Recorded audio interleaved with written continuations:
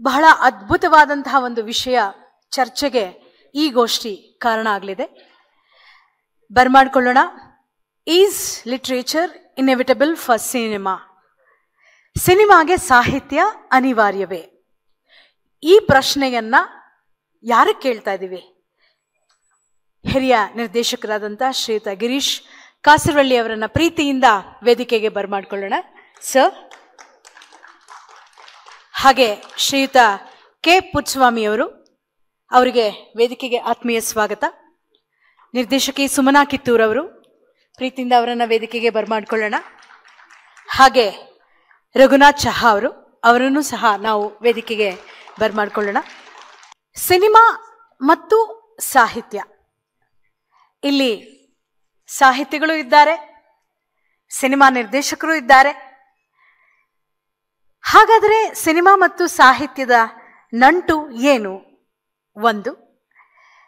ಒಂದು ಭಾಷೆಯ ಅತ್ಯಂತ ಸಶಕ್ತವಾದಂತಹ ಅಭಿವ್ಯಕ್ತಿ ಮಾಧ್ಯಮ ಅಂದರೆ ಸಿನಿಮಾ, ಅದಕ್ಕೆ ಪೂರಕವಾದದ್ದು ಸಾಹಿತ್ಯ ಅಥವಾ ಸಾಹಿತ್ಯಕ್ಕೆ ಪೂರಕವಾದದ್ದು ಸಿನಿಮಾ. ಎಲ್ಲದರ ಚರ್ಚೆ ಈಗ ನಡೆಯುತ್ತೆ. ಶ್ರೀಯುತ ರಘುನಾಥ್ ಚಹಾ ಅವರು ಇದನ್ನು ನಿರ್ವಹಣೆ ಮಾಡ್ತಾರೆ. Over to you sir. ಮತ್ತೊಮ್ಮೆ ತಮ್ಮೆಲ್ಲರಿಗೂ ಪ್ರೀತಿಯ ಸ್ವಾಗತ ಕಾರ್ಯಕ್ರಮಕ್ಕೆ. ರಘುನಾಥ್ ಚಹಾ ಅವರು.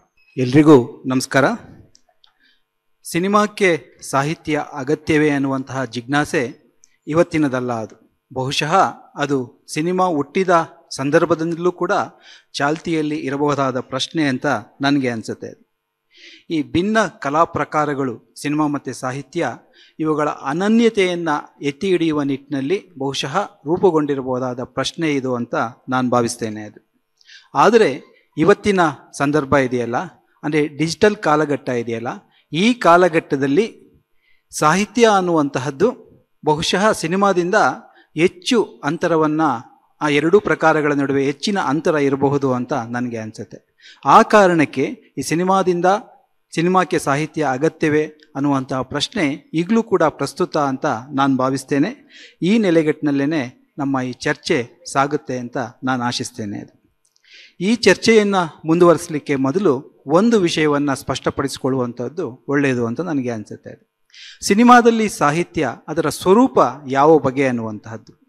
ಈ ಚರ್ಚೆಯ ಅನುಕೂಲಕ್ಕಾಗಿ ನಾನು ಸಾಹಿತ್ಯದ ಸ್ವರೂಪವನ್ನು ಎರಡು ರೂಪದಲ್ಲಿ ನೋಡಲಿಕ್ಕೆ ಬಯಸ್ತೇನೆ. ಒಂದು, ಚಿತ್ರಕಥೆಯ ರೂಪದಲ್ಲಿ.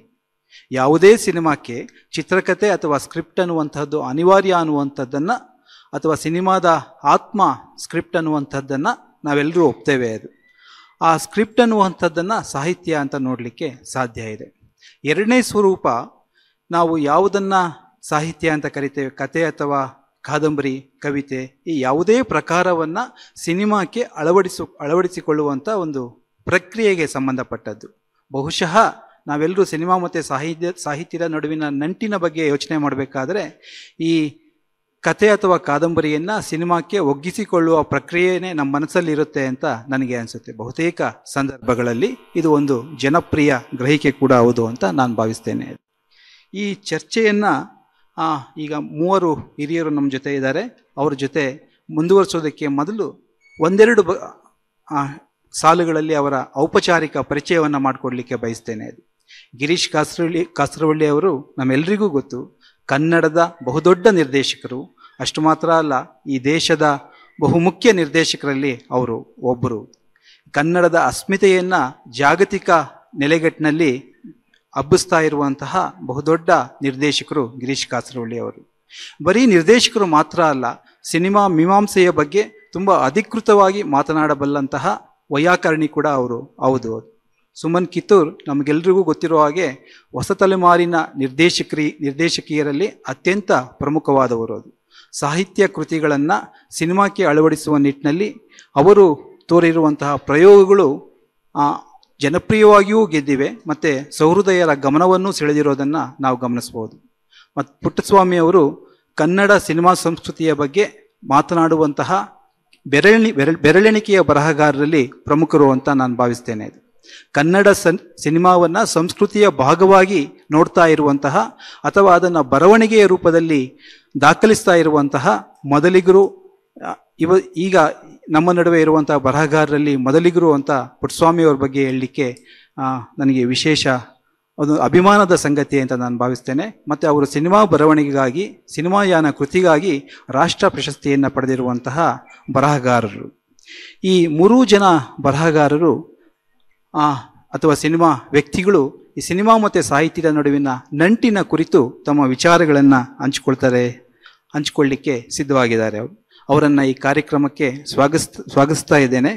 ಮೊದಲಿಗೆ ನನ್ನ ಪ್ರಶ್ನೆಯನ್ನು ಗಿರೀಶ್ ಕಾಸರವಳ್ಳಿ ಸರ್ ಕೇಳಲಿಕ್ಕೆ ಬಯಸ್ತೇನೆ. ಸರ್, ಸಿನಿಮಾಕ್ಕೆ ಸಾಹಿತ್ಯ ಅಗತ್ಯವೇ ಅಥವಾ ಇಲ್ಲವೇ ಅನ್ನುವಂಥ ಜಿಜ್ಞಾಸೆ ಯಾವಾಗ ಶುರು ಆಯಿತು? ಯಾಕೆ ಶುರು ಆಯಿತು? ಈ ಜಿಜ್ಞಾಸೆಯನ್ನು ಅರ್ಥ ಮಾಡ್ಕೊಳ್ಳೋದು ಹೇಗೆ? ನಮಸ್ಕಾರ. ಈ ಶಬ್ದ ಇದೆಯಲ್ಲ ಸಾಹಿತ್ಯ, ಅದ್ರ ಬಗ್ಗೆನೇ ನನಗೊಂದು ಸಣ್ಣ ಸಮಸ್ಯೆ ಇದೆ. ಯಾವ ಅರ್ಥದಲ್ಲಿ ನಾವು ಈ ಶಬ್ದವನ್ನು ಬಳಸ್ತಾ ಇದ್ದೀವಿ ಅಂತ. ನೀವೇ ಹೇಳಿದ ಹಾಗೆ ಸಂಭಾಷಣೆ ಮತ್ತು ಹಾಡುಗಳು ಅವು ಸಿನಿಮಾದ ಭಾಗವೇ ಆಗಿರುತ್ತವೆ. ಅವನ್ನ ಗಮನದಲ್ಲಿ ಇಟ್ಕೊಂಡು ಹೇಳ್ತಾ ಇದ್ರೆ ಸಂಭಾಷಣೆ ಅಗತ್ಯ, ಹಾಡುಗಳ ಅಗತ್ಯ ಇಲ್ಲ ಅನ್ನುವ ಅಭಿಪ್ರಾಯವನ್ನು ನಾನು ಪಟ್ಟೆ. ಪ್ರಾಯಶಃ ಈ ಅರ್ಥದಲ್ಲಿ ನೀವು ಅದನ್ನು, ಈ ಪ್ರಶ್ನೆಯನ್ನು ರೂಪಿಸಿರಕ್ಕೆ ಇರಲಿಲ್ಲ ಅಂತ ನಾನು ಭಾವಿಸ್ತೇನೆ. ಸಾಹಿತ್ಯ ಅಂತಂದರೆ ಕಥೆ ಅಥವಾ ಕಾದಂಬರಿ, ನಾಟಕ ಈ ರೀತಿಯಾಗಿ ಬರವಣಿಗೆ ರೂಪದಲ್ಲಿರುವಂಥ ಅದು ಅನಿವಾರ್ಯವೇ ಅಂತ ಕೇಳ್ತಿರ್ಬೋದು ಅಂತ ನಾನು ಭಾವಿಸ್ತೇನೆ. ಅದು ಖಂಡಿತವಾಗಿಯೂ ಅನಿವಾರ್ಯ ಅಲ್ಲ ಅಂತ ನಾನು 15 ಸಿನಿಮಾಗಳಲ್ಲಿ 14 ಕಾದಂಬರಿಗಳನ್ನು ಆಧರಿಸಿ ಚಿತ್ರ ಮಾಡಿದ ನಾನು ಹೇಳ್ತಾ ಇದ್ದೀನಿ. ಸಾಹಿತ್ಯ ಸಿನಿಮಾಕ್ಕೆ ಅನಿವಾರ್ಯ ಅಲ್ಲ. ಹಾಗಂತ ಹೇಳಿ ಸಾಹಿತ್ಯವನ್ನು ನಾವು ಯಾಕೆ ಆಧರಿಸ್ತೇವೆ ಅನ್ನೋದು ಕೂಡ ಗಮನಿಸ್ಬೇಕು. ಇಲ್ಲಿ 2 ರೀತಿಯಲ್ಲಿ ಸಾಹಿತ್ಯವನ್ನು ನಾವು ಸಿನಿಮಾಕ್ಕೆ ಅಳವಡಿಸೋದನ್ನು ನೋಡ್ಬೋದು. ಒಂದು ಸೆಕೆಂಡ್, ನೀವು ಸಾಹಿತ್ಯ ಅನ್ನುವುದನ್ನು ಚಿತ್ರಕಥೆಯನ್ನು ಬಿಟ್ಟು ಮಾತಾಡ್ತಾ ಇದ್ದೀರಾ? ನಾನು ಒಂದು ಟೆಕ್ಸ್ಟ್ ಅನ್ನು, ಅಂದರೆ ಲಿಟರರಿ ಟೆಕ್ಸ್ಟ್ ಅನ್ನು ಸಾಹಿತ್ಯ ಅನ್ನೋ ಅರ್ಥದಲ್ಲಿ ಹೇಳ್ತಾ ಇದ್ದೀನಿ. ಒಂದು ಪ್ರಕಟಿತ ಕಾದಂಬರಿ ಅಥವಾ ಕಥೆ ಆ ಅರ್ಥದಲ್ಲಿ ಹೇಳ್ತಾ ಇದ್ದೀನಿ. ಅದನ್ನ ಆಧರಿಸಿ ಸಿನಿಮಾ ಮಾಡುವಾಗ ಅದು ಶ್ರೇಷ್ಠ. ಅದನ್ನ ಒಂದು ಮಾಧ್ಯಮಾಂತರ ಮಾಡೋದು ಸಿನಿಮಾ ನಿರ್ದೇಶನ ಕೆಲಸ ಅಂತ ಕೆಲವರು ಮಾಡ್ತಾ ಇರ್ತಾರೆ. ಅಂದ್ರೆ ಅವರು ಒಂದು ಮಾಧ್ಯಮವನ್ನು ಬದಲಾಯಿಸ್ತಾ ಇರ್ತಾರೆ ಅಷ್ಟೇ. ಅದರ ಬಗ್ಗೆ ನನಗೆ ಯಾವುದೇ ರೀತಿಯ ಗೌರವನೂ ಇಲ್ಲ. ಆದರೆ ಲಿಟರರಿ ಟೆಕ್ಸ್ಟ್ ಅನ್ನೋದಿದೆಯಲ್ಲ, ಈ ಸಾಹಿತ್ಯ, ಅದರ ಒಂದು ಮಗ್ಲನ್ನು ಶೋಧಿಸಿ ಅಥವಾ ಅದರ ಒಳತೋಟಿಯನ್ನು ಇಟ್ಕೊಂಡು, ಅದರ ಒಳಾರ್ಥವನ್ನು ಇಟ್ಕೊಂಡು ಮತ್ತೊಂದು ಕಥೆಯನ್ನು ಕಟ್ಟೋದಿದೆಯಲ್ಲ, ನನಗದು ಹೆಚ್ಚು ಅರ್ಥಗರ್ಭಿತ ಹಾಗೂ ಫ್ರೂಟ್ಫುಲ್ ಅಂತ ಕನ್ಸಿಡರ್ ಮಾಡ್ತೇನೆ. ಹಾಗಾಗಿ ಆ ತರಹದ ಅಡಾಪ್ಟೇಷನನ್ನು, ಆ ತರಹ ಸಾಹಿತ್ಯವನ್ನು ಆಧರಿಸುವುದನ್ನು ನಾನು ಯಾವತ್ತೂ ಸ್ವಾಗತಿಸ್ತಾ ಹೋಗ್ತೇನೆ. ನೀವು ಚಿತ್ರಕಥೆ ಅಂತ ಅಂದ್ರಿ ಅಲ್ಲ, ಚಿತ್ರಕಥೆಯೂ ಒಂದು ಸಾಹಿತ್ಯ ಆಗಬೇಕು ಅಂಥೇಳಿ ಒಂದು ದೊಡ್ಡ ವಾದವನ್ನು ಸೂಸಾನ್ ಸೊಂಟಾಗ್ ಮೊದಲು ಎತ್ತಿದವರು. ಅವರೊಂದು ಪುಸ್ತಕನೇ ಬರ್ತಾರೆ, ಸ್ಕ್ರೀನ್ ಪ್ಲೇ ಆಸ್ ಲಿಟ್ರೇಚರ್ ಅಂತ. ಬಹಳ ಮುಖ್ಯವಾದಂಥ ಒಳನೋಟ ಇರುವಂಥ ಒಂದು ಪುಸ್ತಕ ಅದು ಸಿನಿಮಾ ಸಾಹಿತ್ಯದಲ್ಲಿ. ಯಾಕಂತಂದರೆ ನಾವು ಸ್ಕ್ರೀನ್ ಪ್ಲೇ ಅನ್ನೋದನ್ನು ನಾವು ಕೇವಲ ಒಂದು ಕೃತಿಯ ಇದಕ್ಕೆ ಬೇಕಾದ ಒಂದು ಬ್ಲೂ ಪ್ರಿಂಟ್ ಅಂತ ಅಷ್ಟೇ ತಗೊಳ್ತೇವೆ. ಅದು ಬ್ಲೂ ಪ್ರಿಂಟ್ ಅಲ್ಲ, ಅದೇ ಒಂದು ಆರ್ಟ್ ವರ್ಕ್ ಅನ್ನೋದನ್ನು ಅವರು ಆರ್ಗ್ಯೂ ಮಾಡ್ತಾ ಹೋಗ್ತಾರೆ. ಆ ಕಾರಣಕ್ಕೆ ಸ್ಕ್ರೀನ್ ಪ್ಲೇ ಆಸ್ ಲಿಟ್ರೇಚರ್ ಅಂತ ನಾವು ಗಮನಿಸ್ತಾ ಹೋಗ್ಬೋದು. ಹಾಗಾಗಿ ಇಲ್ಲಿ 2-3 ದ್ವಂದ್ವಗಳು ಇದನ್ನು ಮಾತಾಡ್ತಾ ಹೋಗ್ಬೋದು. ಒಂದು, ಕುರೋಸಾವ ಒಂದು ಕೋಟನ್ನು ಇಲ್ಲೆಲ್ಲೋ ನಾನು ಓದಿದೆ, ಒಂದು ಒಳ್ಳೆಯ ಚಿತ್ರಕಥೆ ಇಲ್ಲದಿದ್ದರೆ ಒಂದು ಒಳ್ಳೆಯ ಸಿನಿಮಾ ಮಾಡೋದಕ್ಕಾಗೋದಿಲ್ಲ.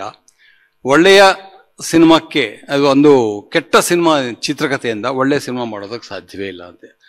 ಇವೆರಡೂ ಸ್ವಲ್ಪ ಚರ್ಚಾಸ್ಪದವಾದಂತಹ ಹೇಳಿಕೆನೆ. ಯಾಕೆಂತಂದ್ರೆ ಎಷ್ಟೋ ಕೃತಿಗಳು ಅದರ ಚಿತ್ರಕಥೆ ಬಹಳ ಗಹನ ಅಂತ ಅನ್ಸಿರೋದೇ ಇಲ್ಲ. ಅದರ ಸಿನಿಮಾ ಕೃತಿಯಾಗಿ ಬಂದಾಗ ಅದು ಅದ್ಭುತವಾದ ಇದಾಗ್ತದೆ. ನೀವೇ ಒಂದು ಸಂದರ್ಶನದಲ್ಲಿ ನಾನು ಓದಿದ್ದೇನೆ, ಮೃಣಾಲ್ ಸೇನ್ ಅವರ ಅತ್ಯದ್ಭುತವಾದ ಸಿನಿಮಾ, ಭಾರತೀಯ ಸಿನಿಮಾ ಸಂದರ್ಭದಲ್ಲೇ ಬಹಳ ಒಳ್ಳೆಯ ಒಂದು ಸಿನಿಮಾ ಆಕಾಲರ್ ಸಂಶೋಧನೆ. ಅವರು ಚಿತ್ರ ಮಾಡ್ತಿರುವಾಗ ಆ ಸಿನಿಮಾ ಹೇಗೆ ಮುಂದುವರಿಬೇಕು ಅನ್ನೋದು ಗೊತ್ತಿರಲ್ಲ. ಅವರು ಧೃತಿಮಾನ್ ಚಟರ್ಜಿಯ ಒಂದು ಇಂಟರ್ವ್ಯೂನಲ್ಲಿ ಅವರು ಅದನ್ನು ಹೇಳ್ತಾರೆ, ನಾವೆಲ್ಲ ಕೂತ್ಕೊಂಡು ಡಿಸ್ಕಸ್ ಮಾಡ್ತಾ ಮಾಡ್ತಾ ಮಾಡ್ತಾ ಸಿನಿಮಾ ಡೆವಲಪ್ ಮಾಡ್ತಾ ಹೋದ್ವಿ ಅಂತ. ಅದರ ಕೊನೆಗೆ ಬಹಳ ಅದ್ಭುತವಾದ ಸಿನಿಮಾ ಆಯ್ತದು. ಮತ್ತೆ ಅವರಿಗೂ ಕೂಡ ಒಲವಿರಲಿಲ್ಲ ಸರ್, ಸಾಹಿತ್ಯ ಕೃತಿಗಳಿಂದ ನಾನು ಅಂತರ ಕಾಪಾಡ್ಕೋತೇನೆ ಅನ್ನುವಂತ ಕೂಡ ಹೇಳಿದ್ದಾರೆ ಮೃಣಾಲ್ ಸರ್. ಹಾಗೆ ಈ ಜಾನ್ ಲೂಕ್ ಗೊದಾರ್ಡ್ ನಾನು ಚಿತ್ರಕಥೆ ಬರೆಯೋದೇ ಇಲ್ಲ ಅಂತ ಹೇಳಿದ್ದಾರೆ. ನಾನು ಹಾಗೆ ಇಂಪ್ರೂವೈಸ್ ಮಾಡ್ಕೊಂಡು ಹೋಗ್ತೀನಿ ಅಂತ. ಅದರ ಅದ್ಭುತವಾದ ಕೃತಿಗಳನ್ನು ಬೆಳೀತಾನೆ. ಹಾಗಾಗಿ ಈ ಕುರೋಸಾವ ಅವರ ಹೇಳಿಕೆ ಅದನ್ನು ನಿಷ್ಠವಾಗಿ ಅದನ್ನು ನಾವು ತಗೊಳ್ಬೇಕಾಗಿಲ್ಲ, ವರ್ಬ್ಯಾಟಮ್ ತಗೊಳ್ಬೇಕಾಗಿಲ್ಲ. ಆದರೆ ಸಿನಿಮಾ ಕೊಡುವ ಒಳನೋಟ ಇದೆಯಲ್ಲ ಅದು ಮುಖ್ಯ ಆಗುತ್ತೆ. ಅದನ್ನು ಹ್ಯಾಕ್ ಕಟ್ತೀರ ಅನ್ನೋದು ನಿರ್ದೇಶಕನಿಗೆ ಅವನ ಮನಸ್ಸಿನಲ್ಲಿ ಮೂಡ್ತಾ ಹೋಗುತ್ತೆ. ಅದು ಬರವಣಿಗೆ ರೂಪದಲ್ಲಿ ಇದೆಯೋ ಅವನ ಮನಸ್ಸಿನಲ್ಲಿ ರೂಪದಲ್ಲಿ ಇದೆಯೋ ಅಂತ. ಈಗ ಗೊಡಾರ್ಡನ ಸ್ಟೇಟ್ಮೆಂಟ್ಗೆ ರೇ ಅವರು ಒಂದು ಭಾಳ ಇಂಟ್ರೆಸ್ಟಿಂಗ್ ಆದ ಒಂದು ಪ್ರತಿಕ್ರಿಯೆ ಕೊಡ್ತಾರೆ. ಅವ್ರು ಹೇಳ್ತಾರೆ ಅವನು ಬರೆದಿಲ್ಲದೆ ಇರ್ಬೋದು ಸ್ಕ್ರಿಪ್ಟ್ ಅಂತ ಹೇಳಿ, ಅದರ ಮನಸ್ಸಿನಲ್ಲಿ ಸ್ಕ್ರಿಪ್ಟ್ ಇತ್ತು ಅಂತ. ಸಾಹಿತ್ಯದಿಂದ ನಾವು ಪಡೆಯುವ ದೊಡ್ಡ ಅಡ್ವಾಂಟೇಜ್ ಏನಂತಂದರೆ ಈ ರೀತಿಯ ಒಂದು ಒಳನೋಟವನ್ನು ಮತ್ತು ಅರ್ಥಗಳನ್ನು ಯಾವ ರೀತಿಯಲ್ಲಿ ಹುಟ್ಟಿಸಬಹುದು ಮತ್ತು ಯಾವ ರೀತಿಯಲ್ಲಿ ಕೃತಿಯ ಒಳಗಡೆ ತರಬಹುದು ಅನ್ನೋದನ್ನು ಕಲಿಸುವ ಒಂದು ಇದೆಯಲ್ಲ, ಅದು ಸಾಹಿತ್ಯ ನಮಗೆ ಕಲಿಸ್ಕೊಡುತ್ತೆ. ಇಲ್ಲದಿದ್ದರೆ ಸಿನಿಮಾದಲ್ಲಿ ಇರುವ ದೊಡ್ಡ ಸಮಸ್ಯೆ ಏನು ಅಂತಂದರೆ ಅದರ ತಾಂತ್ರಿಕತೆ ಏನಿದೆ, ಅದರ ಮೈಮರೆಸುವ ಗುಣ ಏನಿದೆ, ಅದು ನಮ್ಮನ್ನು ಅಡ್ಡದಾರಿಗೆ ಎಳಿಬಹುದು.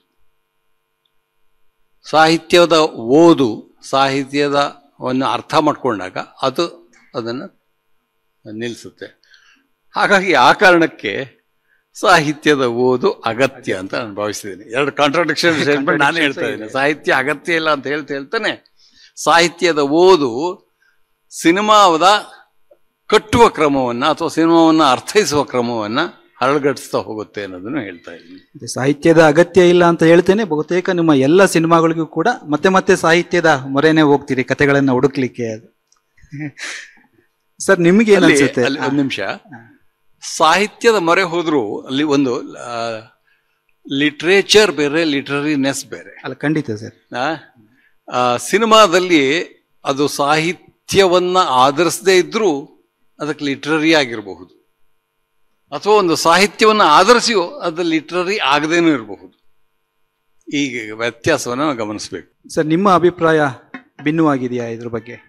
ನೀವೊಂದು ಲೇಖನದಲ್ಲಿ ಬರೆದಿದ್ದ ಒಂದು ಮಾತು ನನಗೆ ನೆನಪಿಗೆ ಬರ್ತಾ ಇದೆ. ಆಂದ್ರೇ ಬಾಜಿನ್ ಅನ್ನುವಂಥ ಒಬ್ಬ ಮೀಮಾಂಸಕನ ಮಾತನ್ನು ನೀವು ಬರೆದಿದ್ದೀರಿ. ಅದು ಸಿನಿಮಾ ಎನ್ನುವ ಕಲಾ ಮಾಧ್ಯಮ ರಂಗಭೂಮಿ ಮತ್ತು ಸಾಹಿತ್ಯ ಈ ಎರಡು ಊರುಗೋಲುಗಳ ಸಹಾಯ ಇಲ್ಲದೆ ನಡಿಲಿಕ್ಕೆ ಸಾಧ್ಯನೇ ಅನ್ನುವಂಥ ಪ್ರಶ್ನೆಯನ್ನು ನೀವು ವಿಸ್ತರಣೆ ಮಾಡಿ ಬರೆದಿದ್ದೀರಿ. ಅದು ಈ ಪ್ರಶ್ನೆಯನ್ನು ಇಟ್ಕೊಂಡು ಈಗ ನಿಮ್ಮ ಅಭಿಪ್ರಾಯ ಯಾವ ರೀತಿ ಇದೆ ಸರ್? ಎಲ್ಲರಿಗೂ ನಮಸ್ಕಾರ. ನಾನು ಗಿರೀಶ್ ಕಾಸರಳ್ಳಿ ಅವರ ಮಾತಿಗೆ ಪೂರಕವಾಗಿ ನನ್ನ ಮಾತುಗಳನ್ನ ಸೇರಿಸೋದಕ್ಕೆ ಇಷ್ಟಪಡ್ತೀನಿ. ಸಾಹಿತ್ಯ ಮತ್ತು ಸಿನಿಮಾ ನಡುವಿನ ನಂಟಿನ ಬಗ್ಗೆ ನನಗೆ ಇದ್ದ ಮೊದಲ ಅಭಿಪ್ರಾಯಗಳು ಈಗ ತೀರಾ ಭಿನ್ನ ಆಗಿದ್ದಾವೆ. ಸೊ ಹಾಗಾಗಿ ಯಾಕೆಂತಂದರೆ ಬೇರೆ ಬೇರೆ ಓದು ಮತ್ತು ವಿಮರ್ಶೆಗಳನ್ನ ಗಮನಿಸಿದಾಗ ಮತ್ತು ಇತ್ತೀಚಿನ ಸಂದರ್ಭದಲ್ಲಿ ಗಿರೀಶ್ ಕಾಸರಳ್ಳಿ ಅವರ ಬಿಂಬ ಮತ್ತು ಬಿಂಬನ ಕೃತಿ ಓದಿದ ನಂತರ ಈ ಸಾಹಿತ್ಯ ಮತ್ತು ಸಿನಿಮಾ ನಡುವಿನ ನಂಟಿನ ಬಗ್ಗೆನೇ ನನಗೆ ಸ್ವಲ್ಪ ಸಂದೇಹಗಳು ಮತ್ತು ಕ್ಲಾರಿಟಿಗಳು, ಎರಡೂ ಸಂದೇಹಗಳು ಕೆಲವಾಗಿ ಉಳಿದಿವೆ, ಕೆಲವಕ್ಕೆ ಸ್ಪಷ್ಟತೆ ಸಿಕ್ಕಿದೆ ಅಂತ ನಾನು ಭಾವಿಸಿದ್ದೀನಿ. ಈ ಸಾಹಿತ್ಯ ಮತ್ತು ಸಿನಿಮಾ ನಂಟಿನ ಪ್ರಶ್ನೆ ಇವತ್ತು ಅವರು ರಘುನಾಥರವರು ಹೇಳಿದಾಗೆ 1917 ಇಟಾಲಿಯ ಒಬ್ಬ ಫಿಲ್ಮ್ ಥಿಯರಿಟಿಷಿಯನ್, ಹೆಸರು ಮರ್ತಿದ್ದೀನಿ, ಅವರು ಇದನ್ನು ಒಂದು ಇಂಡಿಪೆಂಡೆಂಟ್ ಕಲೆ ಅಂತ ಕರೆದರು. ಅದನ್ನ 7th ಆರ್ಟ್ ಅಂತ ಕರೀತಾರೆ ಸಿನಿಮಾನ. ಅದಕ್ಕೆ ಮೊದಲಾಗಿ ಅವರು ಈ ಕಲಾ ಪ್ರಕಾರಗಳನ್ನ ವರ್ಗೀಕರಣ ಮಾಡುವಾಗ architecture, sculpture, poetry, music, dance, ಅದರಲ್ಲಿ ಲಿಟ್ರೇಚರ್ನ ಇನ್ಕ್ಲೂಡ್ ಮಾಡಲ್ಲ, ಅದನ್ನು ಆರ್ಟ್ ಅಂತ ಕನ್ಸಿಡರ್ ಮಾಡಲ್ಲ. ಇದು 7th ಆರ್ಟ್ ಅಂತ ಹೇಳ್ತಾರೆ. ಅಂದರೆ ಇದಕ್ಕೆ ತನ್ನದೇ ಆದ ಒಂದು ಪ್ರತ್ಯೇಕ ಸ್ವಾಯತ್ತತೆ ಇದೆ ಈ ಕಲೆಗೆ. ಇವೆಲ್ಲದಕ್ಕಿಂತ ಈ ಎಲ್ಲ ಕಲೆಗಳಿಗಿಂತ ಭಿನ್ನವಾದ ಮತ್ತು ಅದರಿಂದ ಸ್ವತಂತ್ರವಾದ ಅಸ್ತಿತ್ವ ಇದೆ ಅನ್ನೋ ರೀತಿಯಲ್ಲಿ ಅವರು ಆರ್ಗ್ಯೂ ಮಾಡ್ತಾರೆ. ಅನಂತರ 1929ರಲ್ಲಿ ನಮ್ಮ ರವೀಂದ್ರನಾಥ್ ಟ್ಯಾಗೋರ್ ಅವರು ಸಿನಿಮಾ ಅನ್ನೋದು ಅವ್ರದ್ದು ಪ್ರಶ್ನೆ ತುಂಬ ಚೆನ್ನಾಗಿದೆ, ಅದು ಇಲ್ಲೇ ಓದ್ಬಿಡ್ತೀವಿ. Does cinema have independent life or is destined to be a sycophant to literature? ಲಿಟ್ರೇಚರ್ನ ಚೇಲಾಗಿರಿ ಮಾಡಿಕೊಂಡೇ ಸಿನಿಮಾ ಇರುತ್ತಾ, ಅಥವಾ ಅದಕ್ಕೆ ಬೇರೆಯಾದ ಒಂದು ಅಸ್ತಿತ್ವ ಇರಬೇಕಾ ಅನ್ನೋ ಪ್ರಶ್ನೆಯನ್ನು ಎತ್ಕೊಂಡು ಅವರು ತಮ್ಮ ಸ್ನೇಹಿತರೊಬ್ಬರಿಗೆ ಒಂದು ಪತ್ರ ಬರೀತಾರೆ. ಆ ಪತ್ರದಲ್ಲಿ ಸಿನಿಮಾನ ನಾವು ಸಾಹಿತ್ಯದ ಕ್ಲಚಸ್ನಿಂದ, ಸಾಹಿತ್ಯದ ಹಿಡಿತದಿಂದ ಹೊರಗಡೆ ತರಬೇಕು. ಯಾಕೆ ಅಂತ ಅಂದರೆ ಸಿನಿಮಾದ ಬಹಳ ಮುಖ್ಯವಾದ ಶಕ್ತಿನೇ ಅದರ ಬಿಂಬ. ಬಿಂಬ ಅಂತಂದರೆ ಈಗಿನ ಅರ್ಥದಲ್ಲಿ ಅದು ಅಂದರೆ ಇಮೇಜ್ ಅನ್ನೋ ಅರ್ಥ ಭಾಳ ದೊಡ್ಡ ಕನೋಟೇಷನ್ ತಗೊಳುತ್ತೆ, ಅಂದರೆ ವ್ಯಾಪಕವಾದ ಅರ್ಥವನ್ನು ತಗೊಳುತ್ತೆ. ಒಂದು ಚೌಕಟ್ಟಿನಲ್ಲಿರುವ ಒಂದು ಬಿಂಬ ಅದರ ಎಲ್ಲ ವಿವರಗಳೊಡನೆ ಸೌಂಡು ಮತ್ತು ಅದರ ಹರಿವುಗಳ ಜೊತೆಯಲ್ಲಿ ಬೇರೆಯಾದ ಒಂದು ಅರ್ಥವನ್ನೇ ಕಟ್ಟಿಕೊಡುವ ಸಾಧ್ಯತೆ ಇರುವ ಒಂದು ಸಿನಿಮಾದ ಮೂಲಭೂತವಾದ ಪರಿಕರ ಅದು. ಸೊ ಹಾಗಾಗಿ ಸಾಹಿತ್ಯದ ಹಿಡಿತದಿಂದ ಸಿನಿಮಾವನ್ನು ಬಿಡುಗಡೆಗೊಳಿಸಿ ಸಂಗೀತ, ಕಲೆ, ನೃತ್ಯ ಮತ್ತು ಇತರ ಲಲಿತ ಕಲೆಗಳು ಅಥವಾ ಕಲಾ ಪ್ರಕಾರಗಳಿಗೆ ಇರುವ ಸ್ವಾಯತ್ತತೆಯನ್ನು ಸಿನಿಮಾಗೂ ಆರೋಪಿಸ್ತಾ ಇದ್ರೆ ಸಿನಿಮಾ ಒಂದು ಸಾಹಿತ್ಯದ ಗುಲಾಮರಾಗಿ ಜೀವಿಸಬೇಕಾಗ್ತದೆ. ಅದರಿಂದ ಬಿಡುಗಡೆ ಮಾಡಬೇಕು ಅಂತ 1929ರಲ್ಲಿ ಅವರು ಒಂದು ಪತ್ರವನ್ನು ಬರೀತಾರೆ. ಅದು ಆ ದಾಖಲೆಯಲ್ಲಿ ಇದೆ. ಮತ್ತೆ ಅವರು 1932ರಲ್ಲಿ ಅವರೇ ಒಂದು ಸಿನಿಮಾವನ್ನು ಕೂಡ ಮಾಡ್ತಾರೆ. ಅವರ ತಮ್ಮ ನಟೀರ್ ಪೂಜಾ ಅನ್ನೋ ಒಂದು ಸಿನಿಮಾವನ್ನು ರಂಗಭೂಮಿ ಮೇಲೆ ಚಿತ್ರಿಸಿ 4 ದಿನ ಅದನ್ನು ಸಿನಿಮಾ ಮಾಡ್ತಾರೆ. ಅದು ಮುಖ್ಯ ಅವರು ವಿಶ್ವಭಾರತಿಗೆ ಹಣ ಮಾಡಬೇಕು ಅನ್ನೋ ಕಾರಣದಿಂದ ಆ ಕೆಲಸವನ್ನು ನಿತಿನ್ ಬೋಸ್ ಅವ್ರ ಹತ್ರ ಒಪ್ಪಿಸಿ ಆ ಸಿನಿಮಾ ಮಾಡ್ತಾರೆ. ಬಟ್ ದುರದೃಷ್ಟವಶಾತ್ ಅದು ಸಿನಿಮಾ ಫೇಲ್ ಆಗ್ತದೆ. ಆ ನಂತರ ಅವರು 1937ರಲ್ಲಿ ಈ ಸಿನಿಮಾವನ್ನು ಸಾಹಿತ್ಯದಿಂದ ಬಿಡುಗಡೆ ಮಾಡದೇ ಇದ್ದರೆ ಅದಕ್ಕೆ ತನ್ನ ಸ್ವತಂತ್ರ ಅಸ್ತಿತ್ವ ಬರೋದಿಲ್ಲ ಅಂತ ಒಂದು ಘೋಷವಾಕ್ಯವನ್ನು ಕೂಡ ಹೇಳ್ತಾರೆ.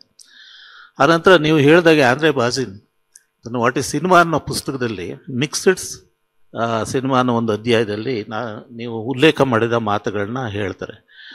ಆ ಹೇಳಿದ ಸಂದರ್ಭ ಬೇರೆ ಇರ್ತದೆ ಅವರು, ಬಟ್ ಅದರ ಆರ್ಗ್ಯುಮೆಂಟ್ನ ಮುಂದಕ್ಕೆ ತಗೊಂಡೋಗಿ ಸಿನಿಮಾಗೆ ಲಿಟ್ರೇಚರ್ನ ಅಗತ್ಯ ಖಂಡಿತ ಇಲ್ಲ, ಆದರೆ ಎಷ್ಟು ಅಗತ್ಯ ಅನ್ನೋದನ್ನ ಬಗ್ಗೆ ಕೂಡ ಅವರು ಸ್ವಲ್ಪ ಚರ್ಚೆ ಮಾಡ್ತಾರೆ. ಅದು ಹೆಚ್ಚು ಕಡಿಮೆ ಈಗ ಕಾಸರಹಳ್ಳಿಯವರ ತಳದ ನಿಲುವು ಅಂದರೆ ಸಾಹಿತ್ಯ ಅಗತ್ಯ ಇಲ್ಲ ಅಂದರೂ ಕೂಡ ಸಾಹಿತ್ಯದ ಓದು, ಸಾಹಿತ್ಯದ ಮೂಲಕ ಪಡೆಯುವಂಥ ತಿಳುವಳಿಕೆ ಸಿನಿಮಾ ಕಟ್ಟೋಣುವಿಕೆಗೆ ಬಹಳ ಮುಖ್ಯ ಆಗ್ತದೆ ಅಂತ ಅವರು ಕೂಡ ಆರ್ಗ್ಯೂ ಮಾಡ್ತಾರೆ. ಯಾಕೆ ಆ ಮಾತನ್ನ ಹೇಳ್ತಾರೆ ಅಂತ ಅಂದರೆ ಆವರೆಗಿನ ಸಿನಿಮಾಗಳು ಅಂದರೆ 1946ರಲ್ಲಿ ಪುಸ್ತಕವನ್ನು ಬರೀತಾರೆ ವಾಟ್ ಈಸ್ ಸಿನಿಮಾ ಅಂತ.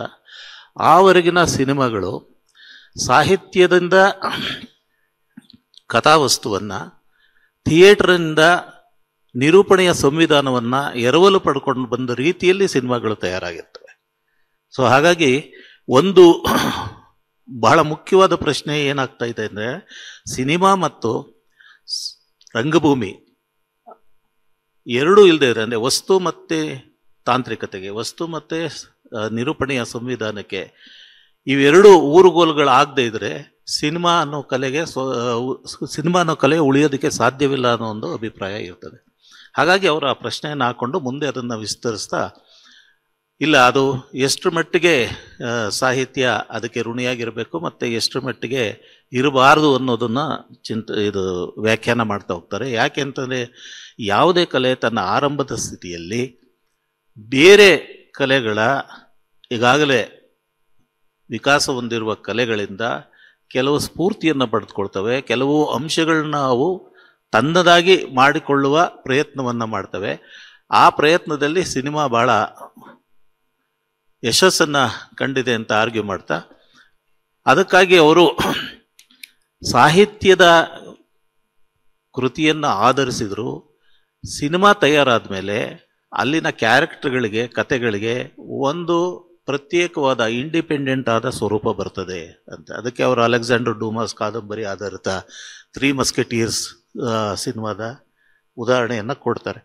ಅಲ್ಲಿ ಬರುವ ಮಸ್ಕೆಟಿಯರ್ಸು ಡೂಮಾಸ್ನ ಸಿನಿಮಾದಲ್ಲಿ ಬರುವ ಮಸ್ಕೆಟಿಯರ್ಸ್ಗೂ ಭಾಳ ವ್ಯತ್ಯಾಸ ಆಗಿರ್ತದೆ. ಯಾಕೆ ಅಂತ ಅಂದರೆ ಡೂಮಾಸ್ನ ಮಸ್ಕೆಟಿಯರ್ಸು ಯಾವುದೋ ಒಂದು ಕಾಲದಲ್ಲಿ ಆ ರಾಜರ ಆಳ್ವಿಕೆಯಲ್ಲಿ ಇದ್ದಂಥ ಶೂರರು ತನ್ನ ರಾಜಪ್ರಭುತ್ವವನ್ನು ಕಾಪಾಡುವುದಕ್ಕೋಸ್ಕರ ಮಾಡುವಂಥ ಸಾಹಸಗಳನ್ನು ಕುರಿತಂಥ ಒಂದು ಕಾದಂಬರಿ ಅದು. ಆದರೆ ಅದು ಸಿನಿಮಾಗೆ ಪರಿವರ್ತಿತವಾದಾಗ ಅದು ಫಸ್ಟ್ ವರ್ಲ್ಡ್ ವಾರ್ನ ಅಥವಾ ಸೆಕೆಂಡ್ ವರ್ಲ್ಡ್ ವಾರ್ ಆದ ಸಮಯದಲ್ಲಿ ಕೆಲವು ದೇಶಗಳ ಯೋಧರು ತೋರಿಸಿದ ಅಪ್ರತಿಮ ಶೌರ್ಯಕ್ಕೆ ಸಾಂಕೇತಿಕವಾಗಿ ಬರ್ತಾ ಹೋಗ್ತವೆ. ಹಾಗಾಗಿ ಸಿನಿಮಾದ ಕಾದಂಬರಿ ಅಥವಾ ಕಥೆಯನ್ನು ಆಧರಿಸಿದ್ರು ಅದು ಸಮಕಾಲೀನತೆಯನ್ನು ತಂದುಕೊಡುವ ನಿಟ್ಟಿನಲ್ಲಿ ಭಾಳ ದೊಡ್ಡ ಕೆಲಸ ಮಾಡ್ತದೆ, ಇಂಡಿಪೆಂಡೆಂಟಾಗಿ ವರ್ಕ್ ಮಾಡ್ತದೆ ಅನ್ನೋ ರೀತಿಯಲ್ಲಿ ಅವರು ಹೇಳ್ತಾರೆ. ಇನ್ನೊಂದು ಲಿಟ್ರರಿ ಅಡಾಪ್ಟೇಷನ್ಸ್ ಬಗ್ಗೆ ಒಂದು ದೊಡ್ಡ ತಕರಾರುಗಳು ಮೊದಲಿಂದನೂ ಇದ್ದಾವೆ. ಅನೇಕ ಜನ ಸಾಮಾನ್ಯವಾಗಿ ಲಿಟರೇಚರ್ನ ಓದಿ ನಂತರ ಅದು ಸಿನಿಮಾ ಆದಾಗ ಅದನ್ನು ನೋಡುವವರ ಸಂಖ್ಯೆ ಕಡಿಮೆ. ಲಿಟ್ರೇಚರ ಓದಿನ ಹಂಗಿಲ್ಲದೆ ಅದು ಇಂಡಿಯಾದಂಥ ಸಂದರ್ಭದಲ್ಲಿ